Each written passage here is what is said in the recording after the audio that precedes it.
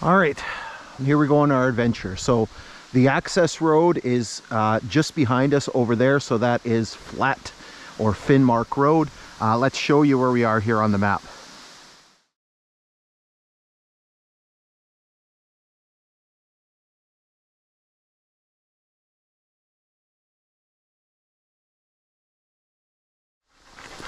All right, here we go. So a couple of things. We do have the Lunacam activated. Brakes are a little wet. Come here a second, Lynn.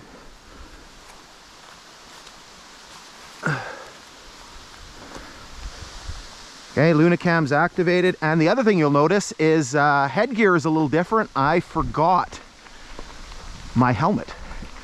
So I've had to improvise. Hopefully this turns out okay. So it's actually later than we wanted to do this. So it is the third week in September. So it's the 20th of September. I had hoped to do this in the morning, but it was misting and then the mist turned to rain. So I was actually going to forget about this altogether. Went up to went up to Wraith and did some work out at Wraith, and then came back and hit another spot up along the Kaministiquia River, or along the Matawan River, sorry, that we needed to look at again. And then noticed that it wasn't kind of like, you know, it kind of dried up a little bit. And so here you can see it looked like it didn't even, nothing even came down, right? So there's kind of spots where it looks like it rained, and then other spots it didn't. In Wraith, it rained pretty decently for about 10 or 15 minutes. Not like a downpour, but pretty steady rain. It did rain here. Make sure Luna's with us. So she's probably gassed already because she's been running around quite a bit. So she's going to be sort of lagging behind. Again, hopefully this turns out okay. I'm a little worried about the one on my head because everything's set up for my helmet. And then I had to sort of improvise a little bit. This the guy, there's a guy that I passed in a car. He was doing some hunting. I told him he was going to have to turn around because there's some massive puddles. Come here, Lynn.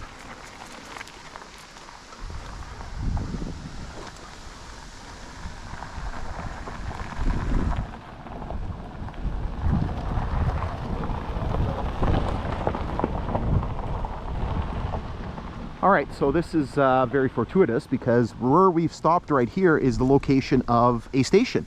So this was where Flett station was located, somewhere in this area over here. We were here, we did the video on this this section. We actually did it twice because we came the one day and we went all the way up to the Oscodaga River Bridge, which was 6 miles. The problem was it was misting like it was this morning, and the video got ruined. So we had to redo it in 2 sections. So anyway, so here is where the station at Flett was located. I didn't find the well. That was one thing I didn't locate, was I didn't see a well anywhere, but it looked like the station would have been right in this area here. There was some concrete and stuff that we found over here. So make sure there's a link in the description. So make sure you check out the exploration video that that we did. All right, so we have a nice straightaway here. We're into the siding. So the siding would have been right beside us here at Flett. I'm glad I did the exploration video last year because the road has been worked on, and you're going to see on the other side of the tunnel that we're coming up to, which is the main sort of focus of our video. You still here with us, Lynn? They've been doing some logging, and this is why the road has been kind of altered even more than it was. You can see there's some rock work here. There's some more up here just before we get to the tunnel.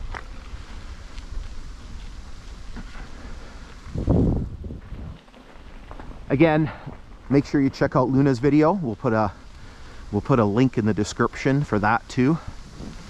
We don't do as many as we used to. We only did one last year, and it was actually kind of like this. We were doing some hiking work, and then we just did the one this year.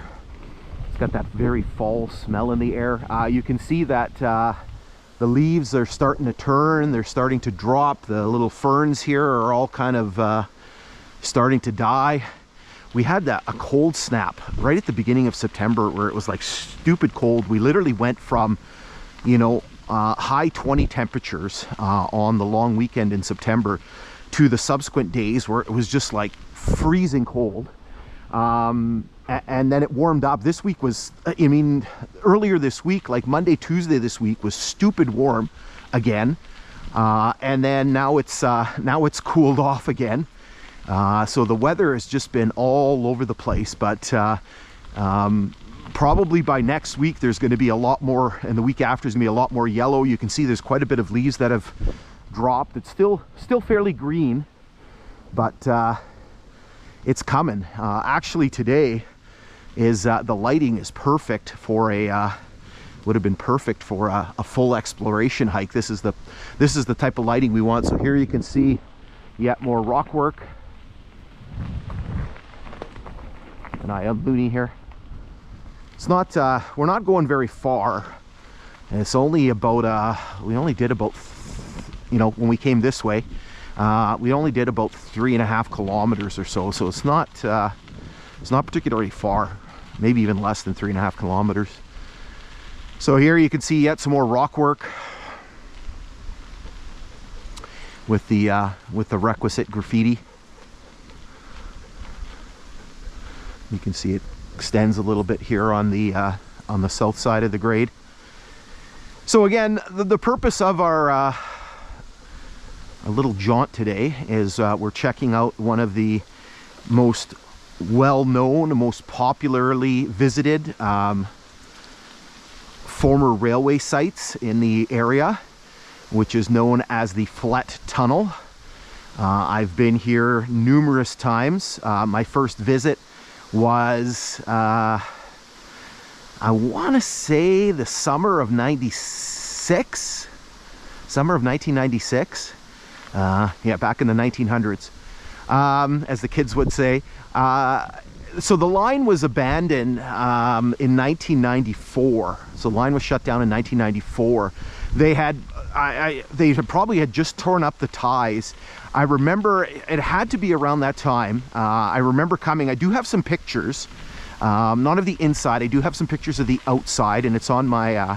If you go to my page on Flett, there's a link in the description. You'll see some of those pictures I took in, I'm pretty sure, 96. And the reason why I remember it, that was a particularly rough winter. And I remember coming through here in July, and there was still ice in the inside of the tunnel. So it was just like one of those things where it's just like, wow, you know, it was that intense was the winter. I remember it was, I think it was a long weekend in May, and there was still like ice on some of the lakes. It was just a brutal winter. It was my last year of university. I remember we had a wicked snowstorm in January. Basically shut down the city for a couple of days. You know, one of those snowmageddon situations. Again, hopefully the this camera is okay and we're getting a good view. Feels really weird not wearing the helmet.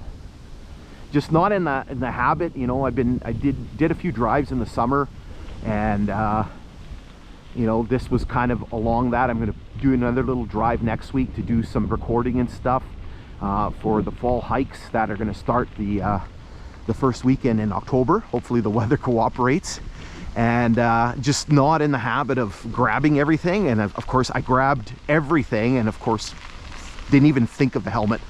And when we parked the truck and I started grabbing all my stuff, and then I went, forgot the damn helmet. So the logging people here have done some work on the road a little bit. There's still a couple of big puddles here before the tunnel, but this section at least, or at least leading into the tunnel, they fixed up, because even here there were some pretty large puddles. And if you watch the exploration videos, Luna's gassed already. Like I said, she was running around like a nut this morning, and she's not a young girl anymore.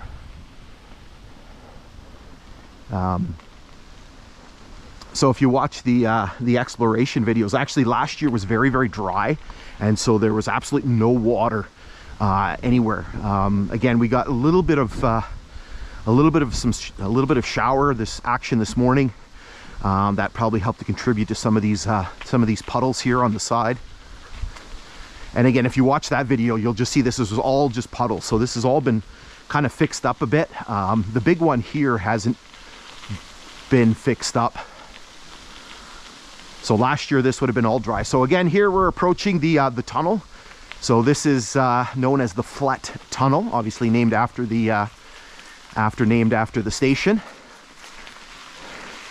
And so this is the second longest tunnel in the area, the largest being the McDermott Tunnel, which we did one of these extra credit episodes on last fall.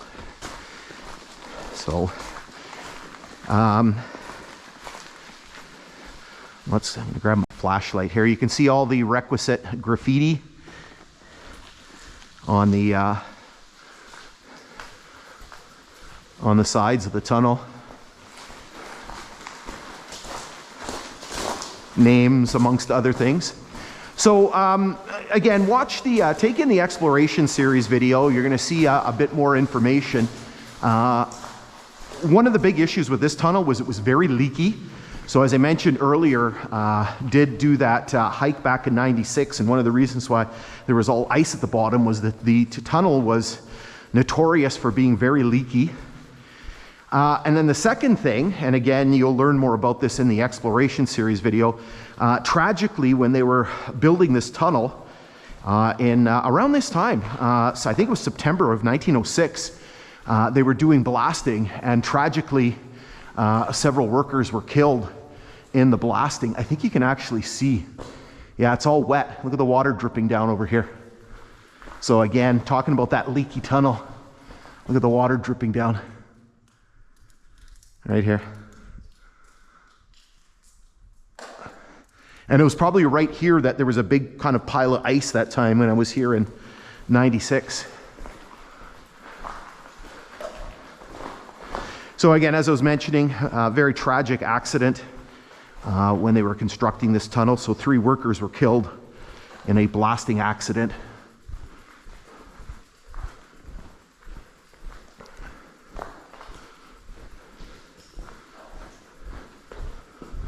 The tunnel is about 630 feet long. One of the interesting things is you don't normally think of tunnels in this particular area, you know, simply because you know, people just sort of associate tunnels with mountains and such. And we do have mountains around here. Kind of have this this debate with my wife all the time. I do tell her I did study geography in university, so I do kind of know what I'm talking about a little bit. Here's some more water. It's all wet.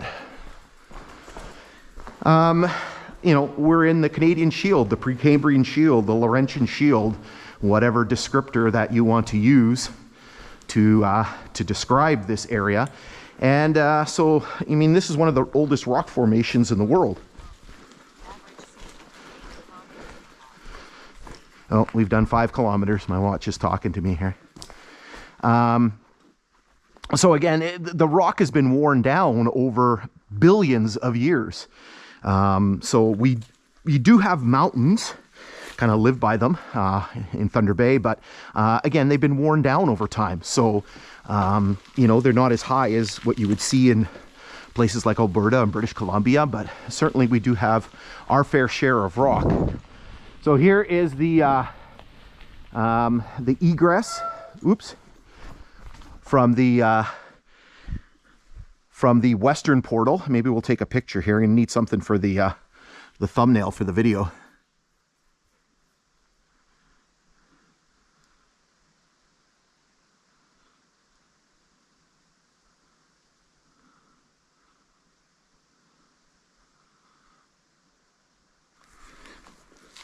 Okay, so let's continue on. So we're going to go a little bit further, and we're going to another point of interest that's really neat.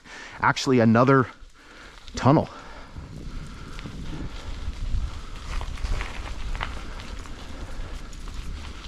And so here you can see some of the examples of some of the logging that they're doing here. You can see some of the machinery. They've kind of ripped up kind of the end part of the rock cut here to build their road. And then you'll see some as we continue to the west here. So one of the interesting things is we're getting into this long straight stretch. We don't have a lot of pictures of this railway line, especially very early on. One of the most famous pictures was actually taken in one of those early years. So there is a 1909 picture of that tunnel looking this way. So basically looking to the east. So you're seeing the western portal of the tunnel. And you'll see that on my page. So again, there's a link in the description to go to my page on Flett. And so the picture was taken at some point in 1909, and the line opened in 1908. And so again, it's very interesting because you see the tunnel, you can see how wide open it is, and you'll also see that this embankment here, and we are pretty high up, this embankment used to be a trestle. My brakes are still wet from the rain. You can see how far down it is to the valley floor. It's probably at least 30 feet down, if not more.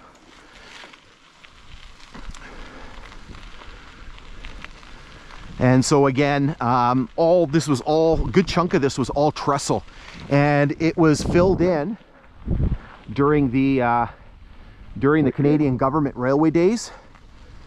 So they basically, in most cases, what they used to do is essentially just leave the trestle there, and they still did this in kind of modern times, and it was just sort of infill it.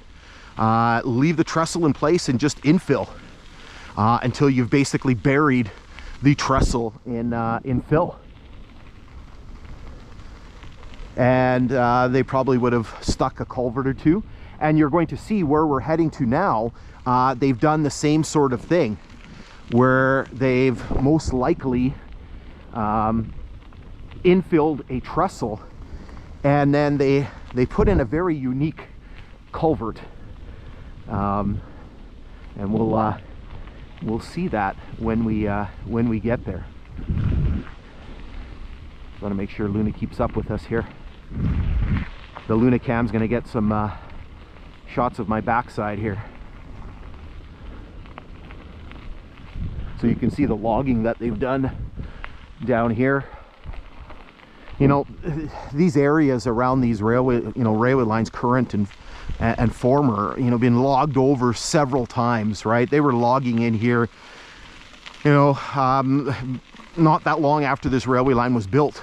We know for sure that just up ahead, they were logging here in the 1920s. So that picture that I was telling you about was actually taken right here. It was taken on the top of this rock cut, looking back towards the trestle.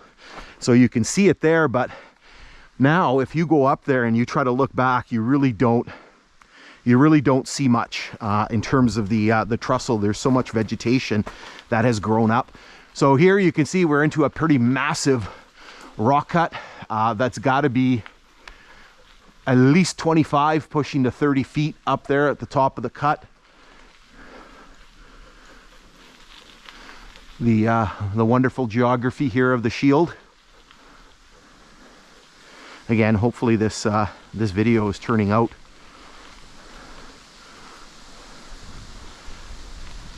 Everything is set up to go on my helmet, and when I have to use the head strap, I'm always leery because I'm always worried that it's not pointing in the right direction. So here you can see the logging again.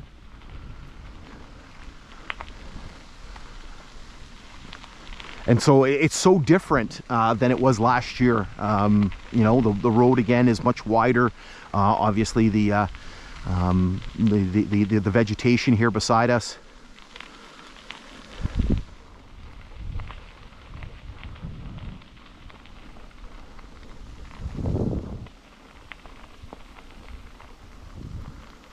And again, you can see how transformative the logging is. I mean, it can be quite destructive is not the right word that I want to use. Impactful. So there's a word that's escaping me here that I want to transformative on the landscape, right? The roads and such that they put in. Here you can kind of see, interesting, you can actually see they've cut a little bit on the top of this little ridge here, and so you can actually see kind of the rock cut that we're going to be coming into momentarily here. So again, very much this very interesting sort of topography here, where, you know, you have kind of all of these little valleys and then these ridges. Again, if you're familiar with the landscape of the Canadian Shield.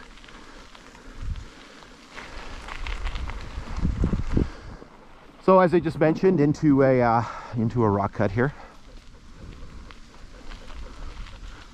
I do love this area here. This part is not too bad. It's fairly high and dry. It gets a little swampier. There was a guy that we passed earlier in a car, as you saw there back by Flett station, and told him he wasn't going to be able to get very far because there's some pretty big puddles, and if you have a truck it's one thing, but not in a car. So here you can see the size of some of the walls of the rock cut. And so our destination is coming up very shortly here, just kind of around this bend. So again, you can see the cutting work that they've done. So again, this most likely was a very, very large trestle. Very common when they were constructing railways, right? You mean, doing stuff with fill and rock is very expensive. And the goal is to get the railway line built as quickly as possible so you can start making money off of it. And so the most common thing to do was to build trestles and then later come in and infill them all. And Luna, come here. Come here. Come here.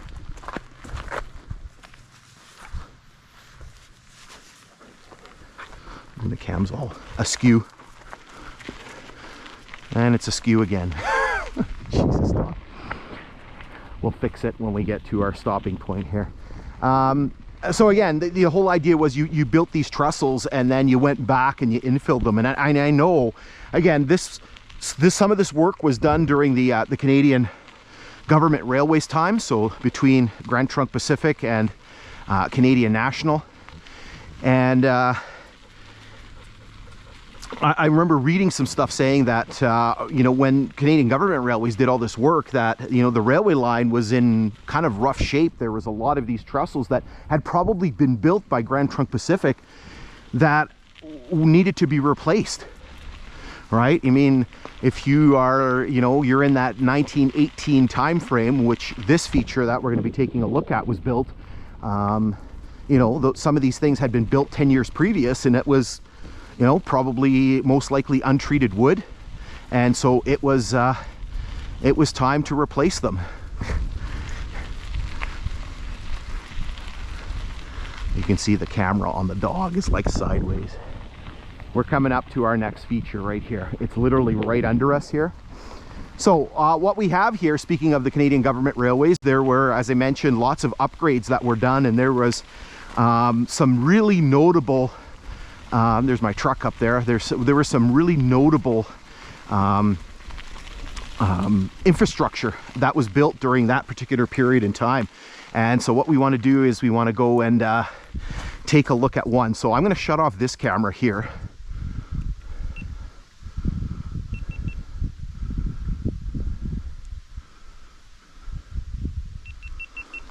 Let's shut that off. Let's put the bike down. Let's fix the loony cam here.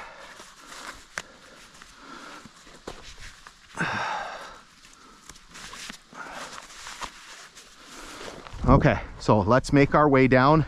Again, check out the exploration video of this, because what you're going to see here, we actually went through it. So what they did here, as I mentioned previously, I believe they filled in a trestle and then rerouted the flow of the creek that's through this area, and instead of just putting in a culvert, they actually drilled through the rock.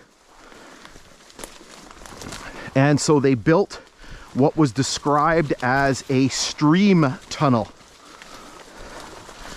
And so last year, what I did was I actually went through it. Now, this is not the only example of this. There is a similar one much further to the west, towards the end of the line. So on the west of Zarn, between Zarn and Alcona.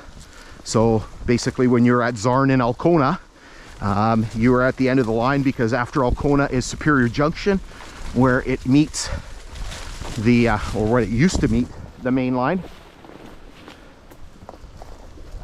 So you can see there's a gigantic swamp here.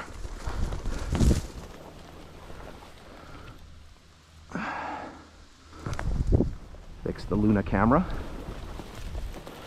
Just have to be careful. It is, like I said, there was a little shower before. It's not too bad, but just gotta watch I don't slip. You can see here that it's quite precipitous. Using the big words. Oh.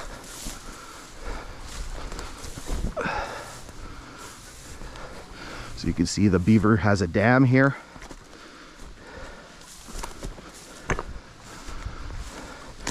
And here is the stream tunnel.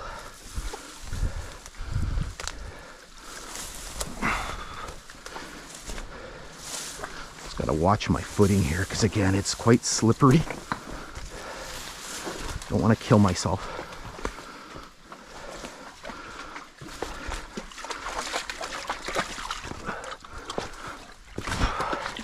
You see how slick the rocks are. If I had my rubber boots on. Shoot, sorry, swallowed a bug. All right. So here's the tunnel. So again, about a 10-foot by 10-foot tunnel, maybe a little bit bigger, carved through the rock, and again, routing the water through. You can't, really hard to get down on the other side. So this is the best side to get down and take a look at it, and the reason why I walked through it that time. All right, let's head back up carefully, lest I kill myself here, which I don't want to do. Just like Luna, I am not a spring chicken anymore. I always say that these things were easier when I was in my 20s. 50s, not so much. Okay.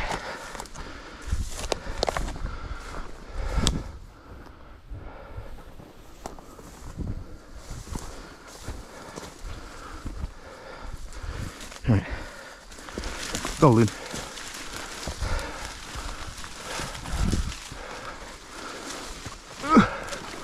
I'm coming. She may be 7, but she still can move.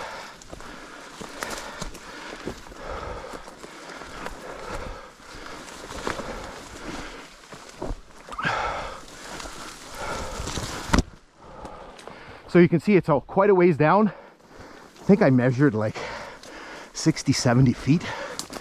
Whew. Invigorating.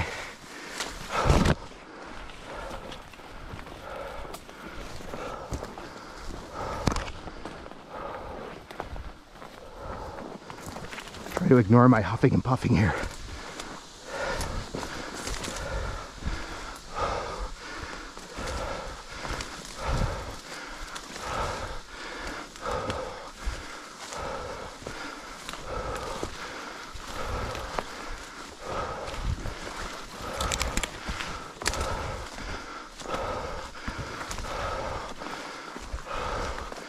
All right.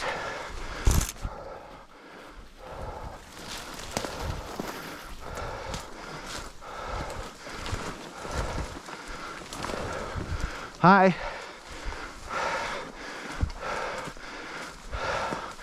Okie dokie. So,